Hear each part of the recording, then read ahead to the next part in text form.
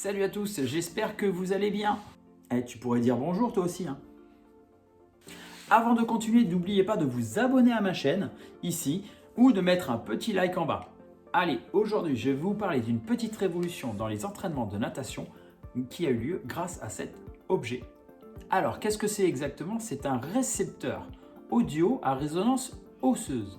Ça va permettre d'avoir un contact permanent entre le coach et le nageur. Regardez comment ça marche.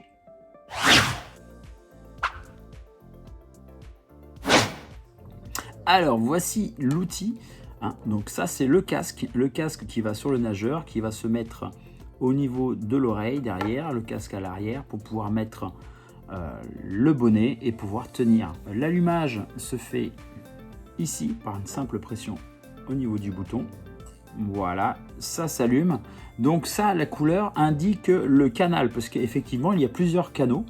Vous avez jusqu'à 7 canaux différents. Si vous avez plusieurs groupes, vous pouvez éventuellement changer de canal en fonction du groupe. Vous avez le volume, plus, moins, et pour changer le canal, le petit M ici. Et vous allez voir la couleur qui change.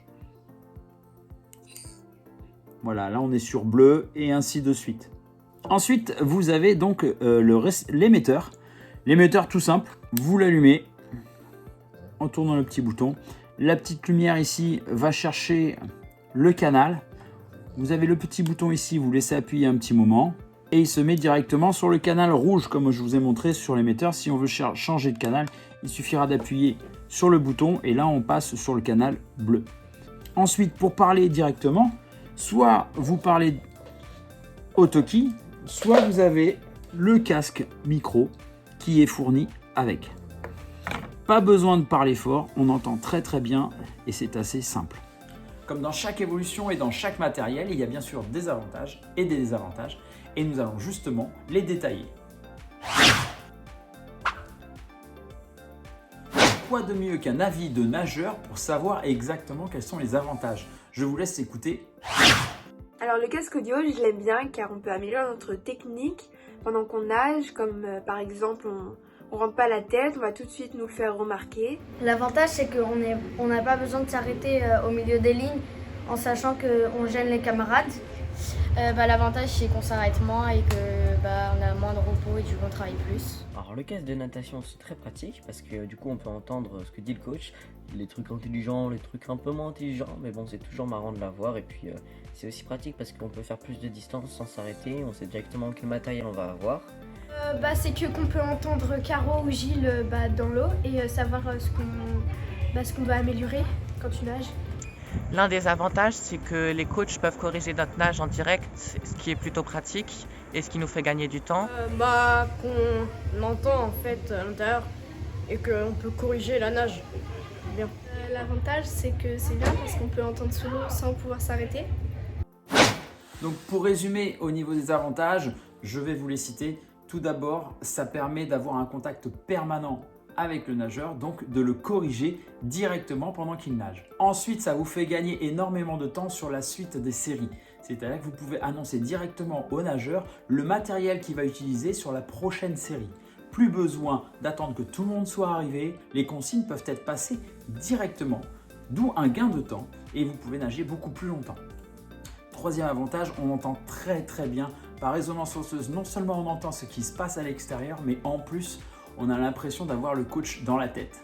Alors bien sûr, le coach ne dit pas toujours des choses intéressantes, mais bon, souvent, ça peut être marrant.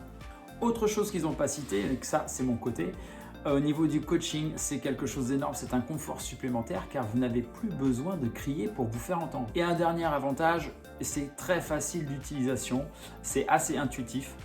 On entend très bien, il n'y a aucun souci là-dessus et sa charge est vraiment suffisante. Ok, super, mais il y a forcément des désavantages. Lesquels? Et comme tout à l'heure, je vais laisser la place aux nageurs pour vous expliquer les désavantages. Le désavantage, c'est que ça fait très mal aux oreilles. Ok. C'est pas agréable. Mais ça fait aussi mal aux tempes. Après, on s'y habitue. Le désavantage c'est que ça fait un peu mal aux oreilles. Le désavantage c'est que ça fait un peu mal aux oreilles mais sinon ça va. Et ensuite le truc moins pratique c'est effectivement que ça fasse mal, mais bien placé ça passe.